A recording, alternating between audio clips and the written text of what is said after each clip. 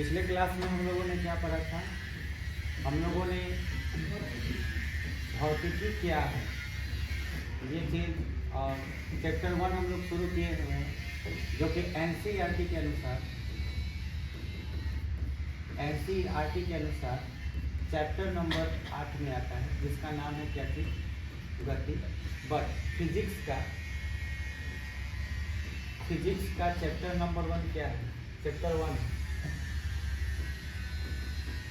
Physics का chapter number 1 NCERT के अनुसार चैप्टर नंबर 8 है, जिसका नाम क्या है? गति। और हम लोगों ने इसमें ये जाना था, फर्स्ट ऑफ ऑल में सबसे पहले जाना था कि भौतिकी क्या है। ये जाने हम लोगों ने पढ़ा था कि प्रकृति और प्रकृति में उपस्थित वस्तु जो होते हैं उन्हीं का अध्ययन क्या कहलाता है? भौतिकी कहलाता है। लेकिन वस्तु जो होता है वो दो चीज़ से बना होता है, एक ऊर्जा से और एक पदार्थ से। तो इनका ही अध्ययन क्या कहलाता है? भौतिकी। फिर हम लोगों ने पढ़ा था क्या थी? फिर हम लोगों ने भौतिक राशि पढ़ा था, और भौतिक राशि में हम लोगों ने सीखा था कि जो भौतिक राशि जो होती है, भौतिकी के नियम जिनके पदों में व्यक्त किया जाता है, जैसे कि दूरी हो गया, समय हो गया, है ना, चाल हो गया, जिनके पदों में हम भौतिकी के नियम को व्यक्त करते हैं, उन्हें क्या कहते हैं? भौतिक राशि। और भौतिक राशि टोटल कई प्रकार का होता है? दो प्रकार का होता है। एक हम लोगों ने पढ़ा था मूल राशि। मूल राशि के बाद हम लोग पढ़े थे व्युत्पन्न राशि, है ना। अच्छा, मूल राशि को हम लोग आधारी राशि भी बोलते हैं। और मूल राशि जो होते हैं वो कितने होते हैं? 7 होते हैं। लंबाई होता है, द्रव्यमान होता है, समय होता है, ताप होता है, विद्युत धारा होता है, ज्योतिर्तीव्रता और पदार्थ की मात्रा। और व्युत्पन्न राशि में पढ़े थे कि इनकी संख्या अनंत है, मतलब जितना चाहो उतना, क्योंकि इन 7 के जरिए जो बनेगा, जैसे कि चाल, क्षेत्रफल, है ना, आयतन, ये सभी चीजें जो आप देख पा रहे हो, दाब, बल, ये सब चीज इन 7 के मदद से ही बनता है। इन 7 के पदों में, जिसे हम क्या कहते हैं? व्युत्पन्न राशि कहते हैं। इतना तक हम लोग देख चुके थे। अब हम लोग इसके आगे देखेंगे, ठीक है। अब हम लोग यहाँ से समझेंगे सिस्टम ऑफ मेजरमेंट।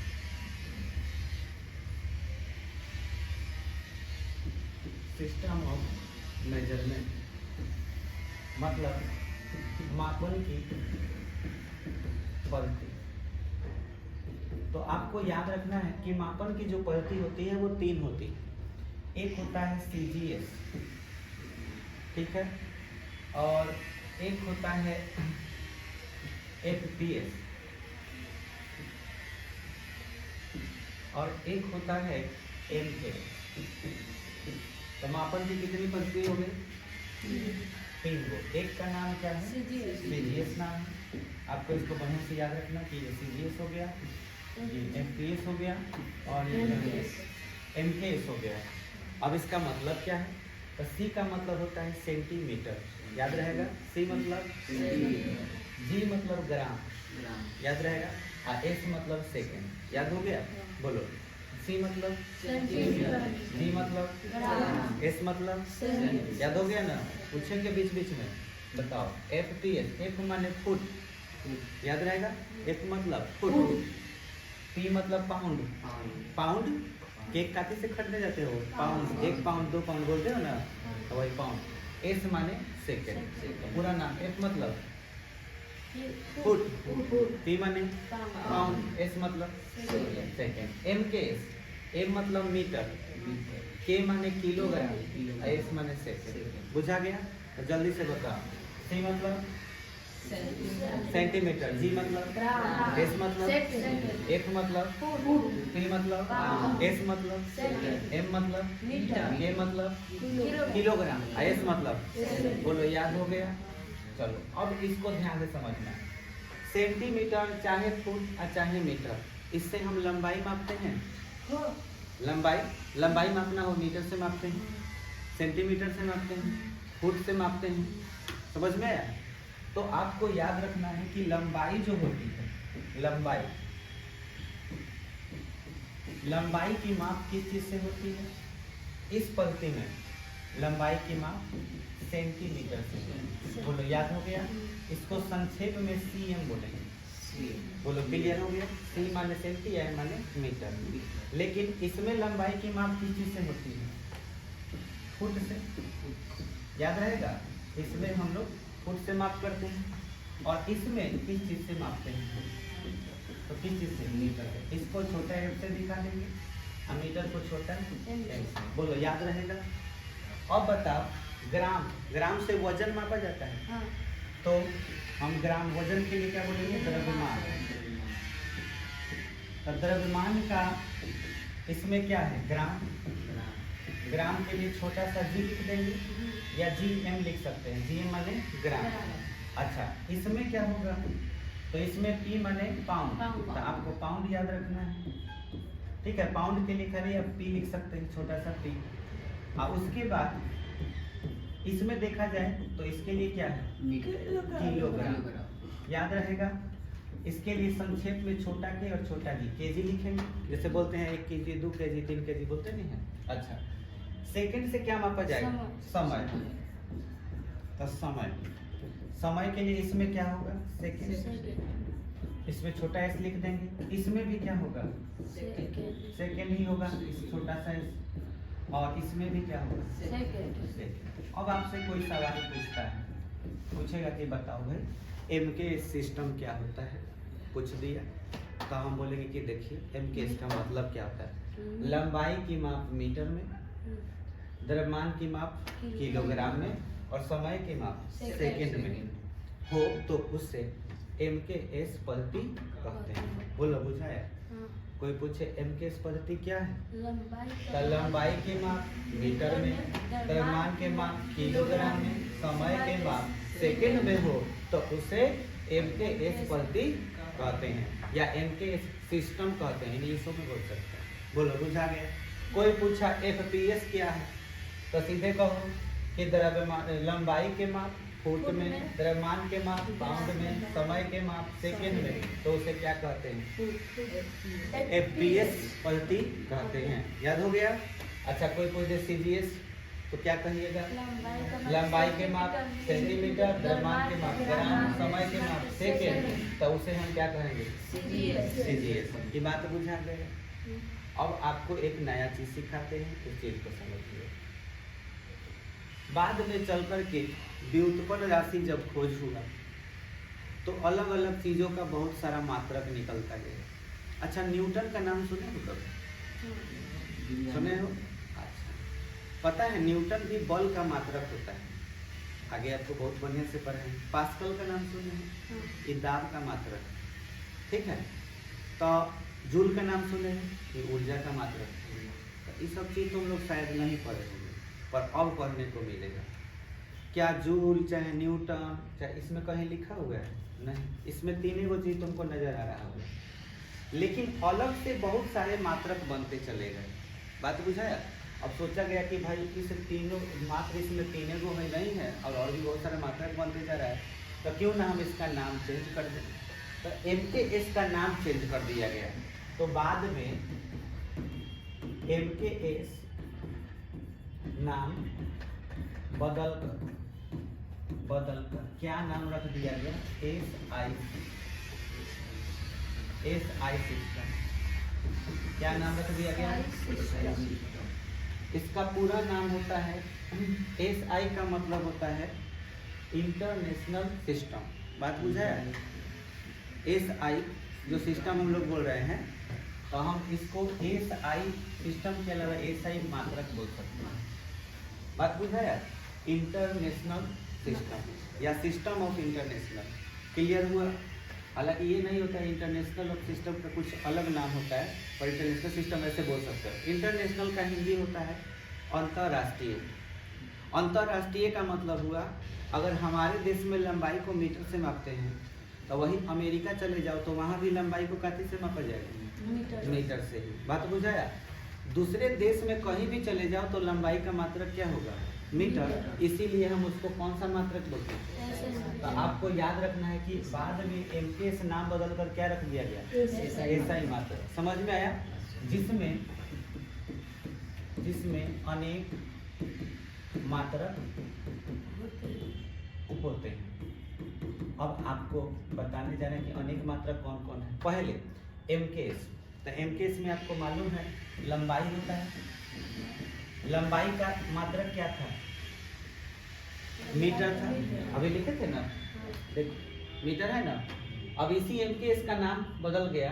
कोई पूछ दे कि लंबाई का एमकेएस मात्रक क्या होता है, तो मीटर कहो, लेकिन एमकेएस का नाम तो बदल गया है, और बदल के क्या रख दिया गया है? एसआई। तो इसलिए अब लंबाई का हम लोग क्या लिखेंगे? एसआई मात्रक। क्या लिखेंगे? मीटर। और इसका सिंबल क्या होगा? एम। इसमें द्रव्यमान भी है, तो द्रव्यमान का मात्रक जो होगा वो क्या होगा? केजी। केजी लिख देंगे तो बुझा जाएगा। उसी तरह से समय, तो समय का मात्रक हम लोग क्या लिखेंगे? सेकेंड लिखेंगे। एस। बुझा रहा है? लेकिन अब यहाँ से चीज बदल जाएगा। यहाँ पे अब आ जाएगा बल। बल का जो एसआई मात्रक होता है वो होता है क्या चीज? न्यूटन। इसका संकेत होगा क्या चीज? एन। बताओ एमकेएस में न्यूटन था? नहीं। कोई पूछ दे एमकेएस और एसआई में क्या अंतर है, तो बोलना है एमकेएस में 3 गो होता है, मीटर, किलोग्राम, सेकंड। एसआई में अनेक। अनेक में जैसे लंबाई तो रहबे करेगा, माने मीटर रहेगा, केजी रहेगा, सेकंड रहेगा, लेकिन और क्या रहेगा? न्यूटन। और देखो ऊर्जा, तो ऊर्जा का जो मात्रक होता है वो होता है जूल। इसमें जूल भी आ गया, जे। समझ में आया? अच्छा, इसके अलावा और भी है ऊर्जा के अलावा, जैसे दाब। तो दाब का ऐसा ही मात्रक क्या होता है? तो पास्कल। तो पास्कल के लिए छोटा की छोटा है पास्कल। और भी बहुत सारा चीज आएगा, ठीक है। तो जितना भी अब मात्रक पढ़ोगे फिजिक्स में, सब कौन सा मात्रक होगा? ऐसा ही मात्रक। बोलो इतना बात बुझा गया है? तो जल्दी से इतना नोट करो, फिर आगे बढ़ते हैं। चलो देखो। अच्छा, अब तुमको समझना है सदिश राशि क्या है। इंग्लिश में बोलते हैं वेक्टर क्वांटिटी।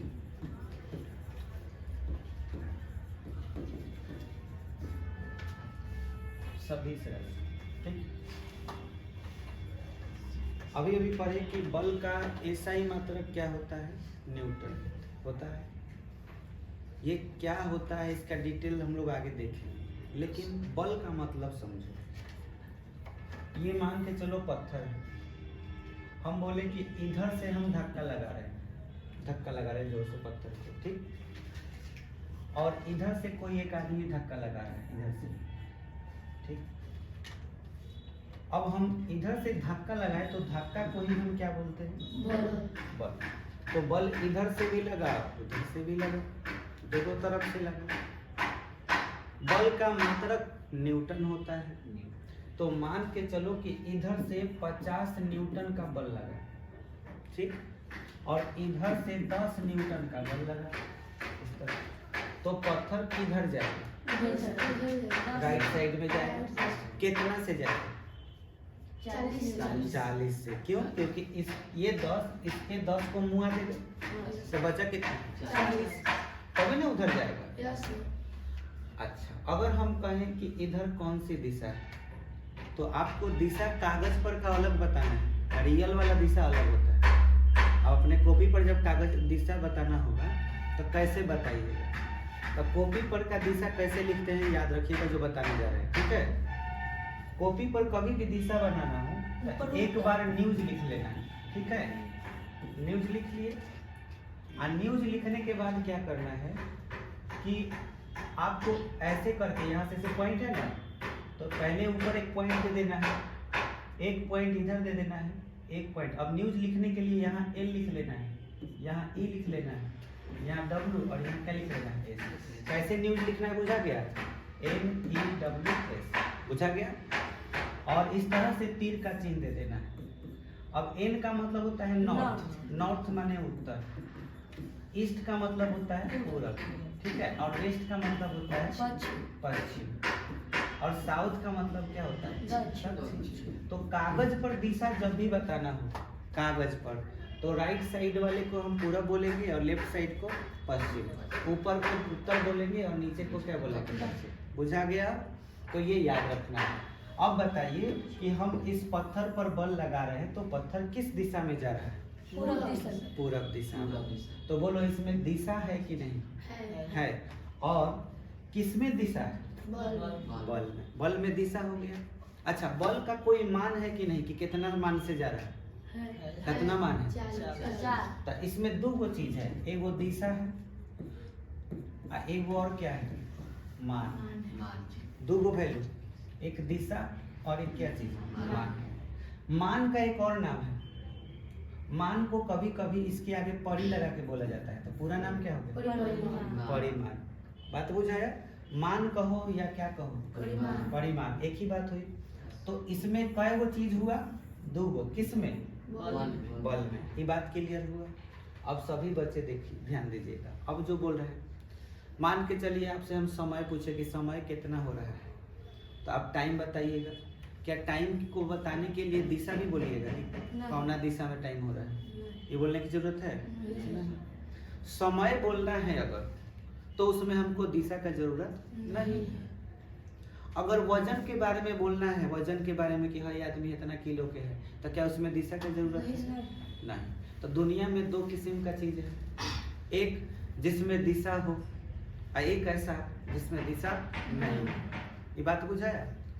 एक और बात, दिशा तो होगा नहीं होगा वो अलग बात है, मान होगा कि नहीं होगा? तो मान सब में होगा। 5 किलो 10 किलो क्या है? मान है। 5 मीटर 10 मीटर 9 मीटर ये सब क्या है? मान। तो मान तो सब में होगा क्या, लेकिन दिशा सब में होगा? नहीं। तो जिसमें मान हो और दिशा ये दोनों रहेगा तो हम उसे सदिश राशि बोलेंगे। बुझाया? जिसमें क्या क्या हो? मान और दिशा दोनों। मान को और क्या बोलेंगे? परिमाण। तो जिसमें परिमाण और दिशा दोनों हो उसे सदिश राशि कहते हैं। तो बोलो सदिश राशि के लिए अगर कोई पूछे कि बताओ सदिश राशि किसे कहते हैं, तो आंसर में क्या बोलेंगे? जिसमें क्या चीज? मान चाहे परिमाण। जिसमें परिमाण और परिमाण के अलावा और दिशा दोनों हो उसे क्या कहते हैं? सदिश राशि कहते हैं। बोलो इसमें किसी को दिक्कत है? देखो यह चीज आगे इंटर में जब पढ़ाएंगे तुमको हम, तो इस चीज का क्वालिटी चेंज हो जाए, पढ़ने का तरीका चेंज हो जाए। अभी तुम लोग की पढ़ाई स्टार्टिंग है, इसलिए उतना ही पढ़ा रहे हैं जितना तुमको बहुत अच्छा से समझ में आ जाए। बात बुझाया? एडवांस पढ़ाएंगे तो थोड़ा बाउंस कर जाएगा, तो धीरे धीरे भारी करेंगे, है ना? अभी आप थोड़ा थोड़ा करके समझिए। बोलिए बुझा रहा है ना? तो अब बताइए, आपसे पूछा जाए कि जैसे मैं बताऊं तो क्या कहोगे? बल। जैसे मैं बल बोल देना। कुछ और नाम लिख दे रहे हैं लेकिन तुमको हो सकता है वो नहीं बुझा, लेकिन आगे धीरे धीरे बुझा जाएगा। ठीक है? जैसे बल के अलावा भी बहुत सारा चीज होता है, जैसे वेग, है ना? वेग के अलावा जैसे बल हो गया, वेग हो गया, आगे पढ़ाएंगे कि वेग क्या है। अभी फिलहाल याद रखना वेग जो भी है इसमें दो चीज जरूर होगा, और वो क्या? परिमाण और दिशा। बात बुझाया? त्वरण। अब हम त्वरण नया नाम सुन रहे हो तुम लोग, लेकिन त्वरण जो कुछ भी हो दो वो जरूर होगा, उसमें दिशा होगा और क्या होगा? परिमाण। तो अभी फिलहाल हम लिख तो रहे हैं लेकिन आगे डिटेल में बताएंगे। त्वरण हो गया, संवेग, तो ये सब आदि कौन सी राशि है? सदिश राशि। बात बुझा है? तो अब दिमाग में ये आया कि सर जिसमें दिशा हो ही नहीं तब उसको क्या कहेंगे, है ना? तो उसका आंसर होगा अदिश राशि। अ माने नहीं, देखो नामे में अर्थ छिपा हुआ है, नाम में ही अर्थ छिपा हुआ है। देखो स का मतलब होता है ना? और दिश माने दिशा, जिसमें दिशा है, तो इसीलिए उसका नाम क्या है? सदिश। स हटा के खाली अ लिख देंगे तो अ का मतलब क्या होता है? नहीं। मतलब जिसमें दिशा नहीं हो उसे क्या कहेंगे? अदिश। तो अब आपसे पूछा जाए कि अदिश राशि क्या होता है? अदिश राशि तो तुम लोग बताओगे कि हम क्या लिखें। इंग्लिश है इसका स्केलर क्वांटिटी। स्केलर क्वांटिटी बोलो क्या आंसर लिखे। जिसमें दिशा परिमाण नहीं, जिसमें जिसमें दिशा नहीं हो। दिशा और परिमाण नहीं ना तो यहाँ गलती कर रहे हैं।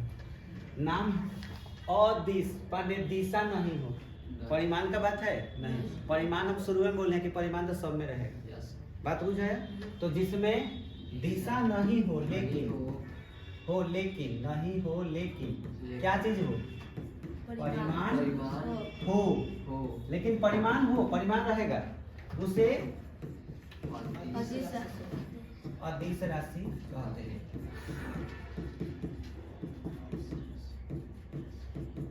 बात समझ में आया। जैसे में आपको याद रखना है दाब, ठीक है। दाब के अलावा द्रव्यमान, फिर याद रखना है समय। समय के अलावा आपको याद रखना है विद्युत धारा। एक बाद आप ताप लिख लीजिएगा, तो ताप हो गया। ये सब कौन सी राशि है, अदिश राशि। दूरी हो जाएगा, चाल हो जाएगा आदि, ये सब अदिश राशि हो गया। ठीक है। अब इसको खूब बढ़िया से पढ़ना है, ऐसा नहीं है कि जितना जैसे में लिख रहे हैं ना सब पढ़ना है, सब बताएंगे आपको डिटेल। अभी खाली दिशा वाला बात चल रहा है, इसलिए दिशा पर ध्यान देना। क्लियर हो गया। चलिए अब आप लोग इतना नोट कीजिए, फिर आगे बढ़ते। हाँ आदि लिखिएगा, ठीक है।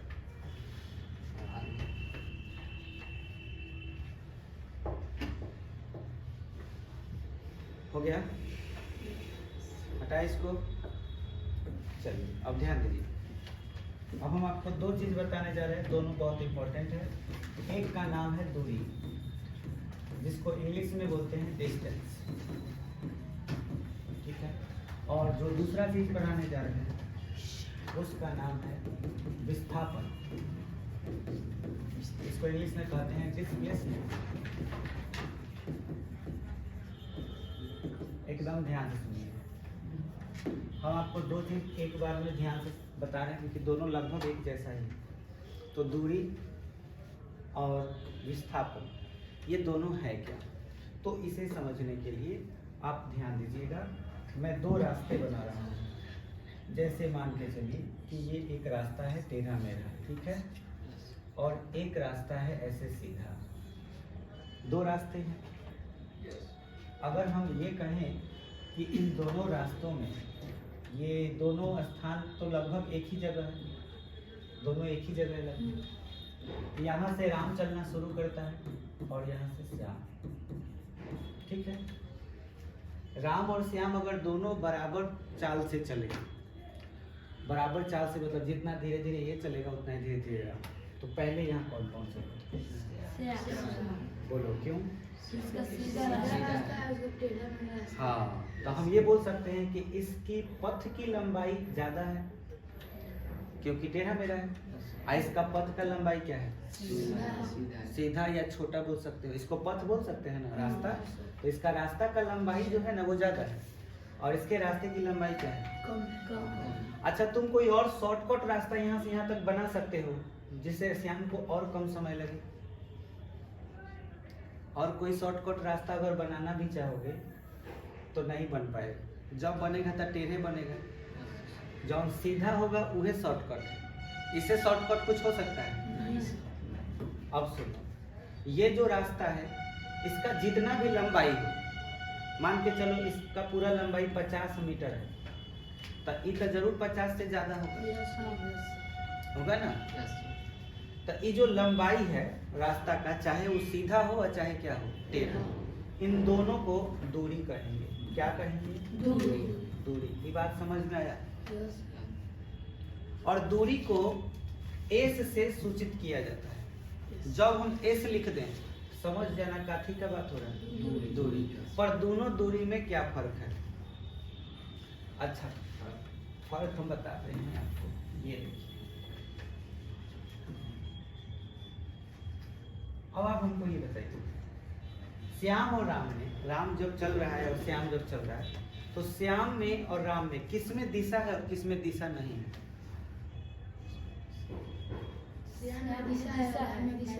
हाँ, क्या कि राम कब ऊपर बहे चलेगा, कब वो नीचे में है, तो क्या इसमें दिशा है? इतने होने चल रहा है। और श्याम एकदम सीधे पूरब में जा रहा है, तो इसमें दिशा है और इसमें दिशा नहीं है। दोनों में बता सकते हो कारण दिशा नहीं होने का कारण क्या है? रास्ता टेढ़ा होना है। रास्ता टेढ़ मतलब दिशा नहीं, और रास्ता सीधा होने का मतलब दिशा है। बात बुझाया? तो अब हम जान गए हैं कि दूरी कई किस्म का होता है, दो किस्म का, एगो दिशा वाला एगो बिना दिशा वाला। बात बुझाया? दिशा वाला वही होगा जिसके बीच की दूरी एकदम सीधी हो। बात बुझाया? और टेढ़ा वाला वही होगा जिसकी दूरी टेढ़ी मेढ़ी हो। बात बुझाया? और दिशा अब आपको एकदम क्लियर हो गया। तो अब ध्यान दीजिएगा, हई जो दूरी है जिसमें दिशा है, इसका एगो और स्पेशल नाम रखे हुए हैं। इसको दूरी तो बोलेंगे ही, लेकिन इसका एक और स्पेशल नाम है, और वही नाम कहलाता है विस्थापन। बोलो, बुझाया? विस्थापन किसको कहेंगे? दूरी को ही कहेंगे, लेकिन फर्क क्या होगा? जिसमें सीधा हो और उसमें क्या मौजूद हो? दिशा। बोलो, समझ में आ गया? तो हम इसको दूरी कह रहे हैं, तो हम सीधे बोल सकते हैं कि दूरी किसको कहते हैं? तो पथ की लंबाई को क्या कहते हैं? दूरी। इहो दूरी है, इहो दूरी है। लेकिन कोई पूछे कि विस्थापन किसे कहते हैं, तो वैसी दूरी जिसमें दिशा भी हो। समझ में आया? वैसी दूरी जिसमें क्या हो? दिशा भी हो, तो उसे हम क्या कहेंगे? विस्थापन। विस्थापन अब समझ में आ गया? तो हमको दोनों का परिभाषा अगर लिखना हो, जैसे दूरी का परिभाषा लिखना हो, तो मुझे क्या लिखना चाहिए? पथ की लंबाई। पथ की लंबाई को क्या कहते हैं? दूरी कहते हैं। बोलो, ये बात समझ में आया? लेकिन अगर आपसे पूछा जाए विस्थापन के परिभाषा लिखना है तो क्या लिखिएगा? बोलिए, अभी बताएं, क्या लिखा जाएगा? वैसी दूरी, वैसी दूरी जिसमें दिशा हो। वैसी दूरी जिसमें दिशा हो। समझ में आया? उसे क्या कहते हैं? विस्थापन कहते हैं। बोलो, क्लियर हुआ? इसका परिभाषा एक और है जो आप बोल सकते हैं, अथवा क्या परिभाषा हो सकता है? तो देखिए, एकदम सीधा दूरी है। अगर हम इसका नाम ए दे दें और इसका नाम क्या दे दें? बी, तो बोलो, ये दो गो बिंदु हो गया। अच्छा, इसका भी नाम ए दे दे और इसका नाम बी दे दे, तो यह दो गो बिंदु हो गया। दोनों बिंदुओं में न्यूनतम दूरी कौन है? नीचे वाला कि ऊपर वाला? नीचे वाला। तो हम ये भी तो बोल सकते हैं, दो बिंदुओं के बीच न्यूनतम दूरी को विस्थापन कहते हैं। क्या ऐसा बोल सकते हैं कि नहीं? तो एक और परिभाषा हो गया, हम इसके जगह पर लिख सकते हैं, दो बिंदुओं के बीच की न्यूनतम दूरी को क्या कहते हैं? विस्थापन कहते हैं। बोलो, क्लियर हुआ कि नहीं? समझ में आ गया? अब आपको ध्यान देना है दूरी के गुण के बारे में। दूरी के गुण, पहला गुण। अब बताइए, दूरी के पहले गुण में दूरी को किस चीज से मापा जाएगा? मीटर से। तो आपसे पूछा जाए कि दूरी का एसआई मात्रक क्या होता है, तो क्या लिखना है? दूरी का एसआई मात्रक क्या होता है? मीटर, यानी कि एम होता है। ये बात समझ में आया? इसी तरह से अगर हम विस्थापन की बात करें, तो विस्थापन का भी तो गुण होगा। तो हम यहाँ पे लिख दे रहे हैं विस्थापन के गुण।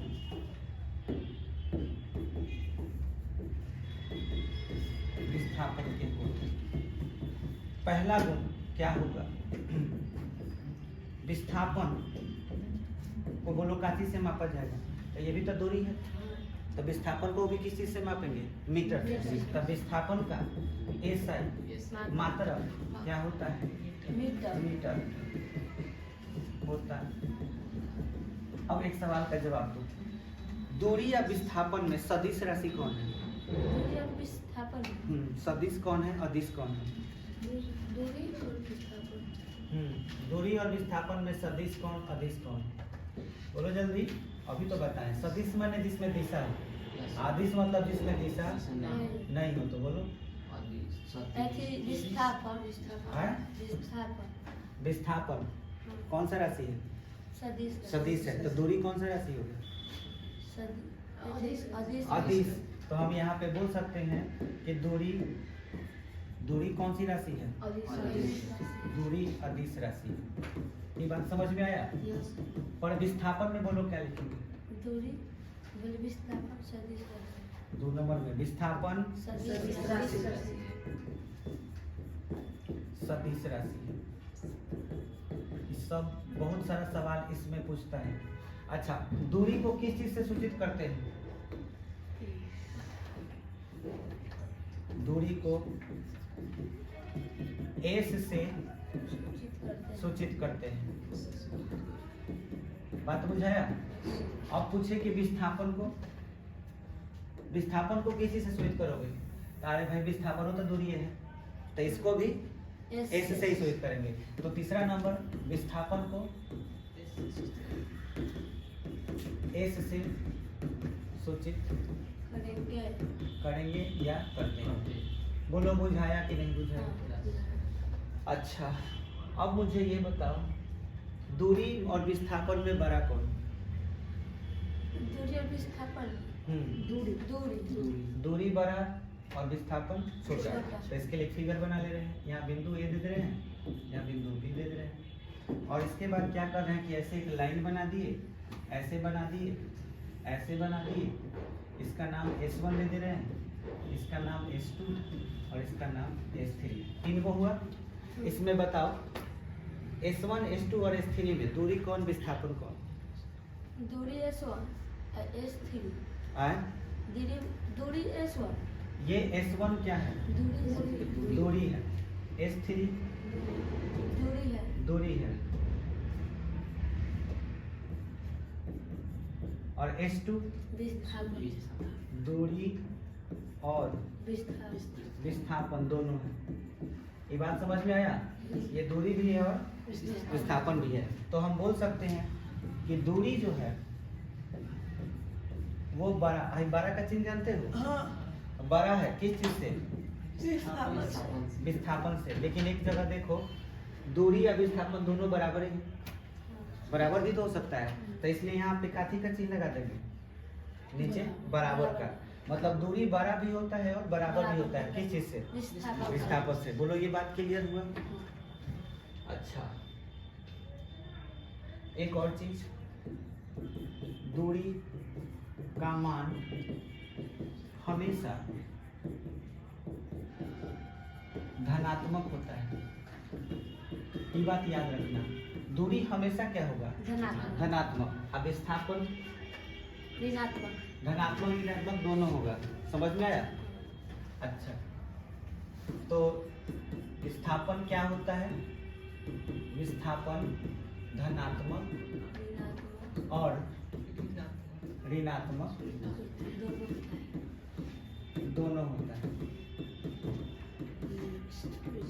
बात बुझाया? जैसे देखो ये पॉइंट है, तुम आगे जाओगे तो धनात्मक, पीछे जाओगे ऋणात्मक। क्लियर हुआ? तो विस्थापन हो गया। अगर हम तुमसे कहें कि आगे 4 कदम चले और पीछे 5 कदम चले, तो बोलो कितना कदम चले? 1 कदम। आगे 4 कदम और पीछे 5 कदम। पीछे 1 कदम जाने। तो हम कहेंगे कि 9 कदम चले, तो 9 कदम को दूरी बोलेंगे। अगर दिशा सोच के बोलेंगे तो कितना होगा? 1 कदम पीछे ज़्यादा चले। बात बुझाया? तो उसको हम विस्थापन करेंगे। दिशा सोच के बोलोगे तो विस्थापन, और दिशा नहीं सोच के बोलोगे तो दूरी। बोलो क्लियर हुआ? तो आपको याद रखना है कि विस्थापन धनात्मक भी होता है और ऋणात्मक भी होता है। क्लियर हुआ? अच्छा, एक और चीज, विस्थापन शून्य भी होता है। विस्थापन का मान शून्य हो सकता है। कैसे? अब इसको भी बता देते हैं। मान के चलो तुमको कहा गया कि यहाँ से दौड़ना शुरू करो, और दौड़ के फिर यहाँ से दौड़ के यहाँ पे आ गया, तो बोलो तुम कितना दौड़ा? अगर हम तुमसे कहें कि यहाँ से यहाँ तक टोटल 50 मीटर दौड़ा, तो ये दूरी हो गया, समझ में आया। लेकिन तुमसे बोले कि विस्थापन कितना हुआ, तो तुम कहोगे कि जहां से चले थे वही जगह आ गए, हुआ कि नहीं। तब विस्थापन क्या हो गया, 0। जहां चले वही जगह आ गए। तो जहां से चलो उसी जगह आ जाओ, तो बोलोगे कि विस्थापन 0। एगो गेंदा ऊपर फेंके, हाथ में फिर आ गया, वही जगह आ गया, तो विस्थापन 0। लेकिन दूरी गिनोगे तो जितना ऊपर गया, 10 मान के चलो कि 10 मीटर ऊपर गया और 10 मीटर नीचे है, तो दूरी कितना हुआ, 20 मीटर। तो बोलो धनात्मक हुआ कि नहीं। क्या दूरी 0 हो सकता है, नहीं। लेकिन विस्थापन 0 हो सकता है। ये बात बुझाया। तो विस्थापन का मान 0 हो सकता है और दूरी में, दूरी का मान 0, दूरी का मान कभी भी 0 नहीं होता है। बोलो याद रहेगा, दूरी का मान कभी भी 0 नहीं होता है। तो इतना बात आपको याद कर लेना है, समझ में तो आ ही गया होगा। अगले दिन आप लोगों से पूछेंगे। चलिए।